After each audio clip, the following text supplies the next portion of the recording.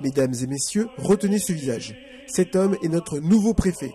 Didier Martin, préfet d'Eure-et-Loir, arrivé ce week-end, a démarré ses fonctions en ce lundi 6 février en déposant en fin de matinée une gerbe de fleurs au monument aux morts de la butte des Charbonniers, puis quelques minutes plus tard au mémorial Jean Moulin. À l'issue de cette cérémonie, le préfet d'Eure-et-Loir a répondu à nos questions.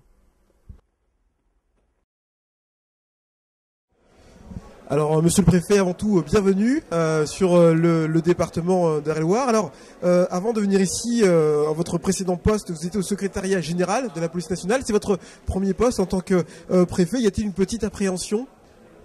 Il y a toujours une petite appréhension, surtout quand on arrive dans le département où Jean Moulin s'est illustré.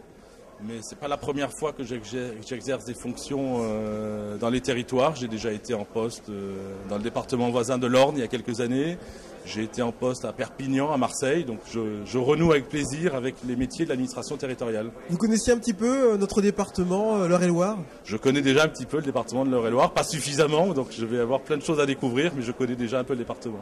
Alors, quelles vont être vos missions prioritaires ici en Eure-et-Loir ? Écoutez, comme mes prédécesseurs avec l'ensemble des services de l'État, on est mobilisé sur les questions de sécurité.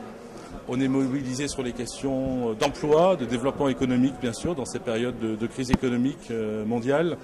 Donc tous les services de l'État, avec l'ensemble de leurs partenaires, sont mobilisés pour lutter contre le chômage, pour faciliter la création d'emplois, pour aider les entreprises. Alors quel type de préfet allez-vous être ? Plutôt dans la discrétion, où on aurait l'occasion de vous voir régulièrement sur les actions que vont mener vos équipes ?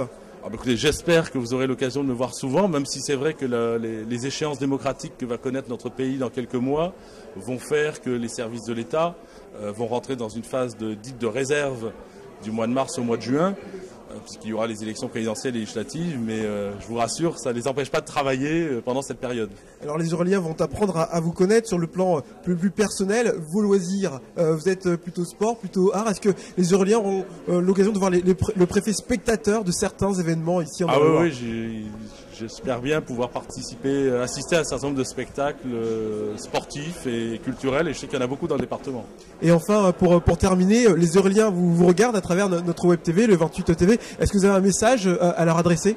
Écoutez, je voulais leur dire que je suis extrêmement flatté d'avoir rejoint leur département et que j'espère, comme l'ont fait mes prédécesseurs, apporter ma pierre au développement du département.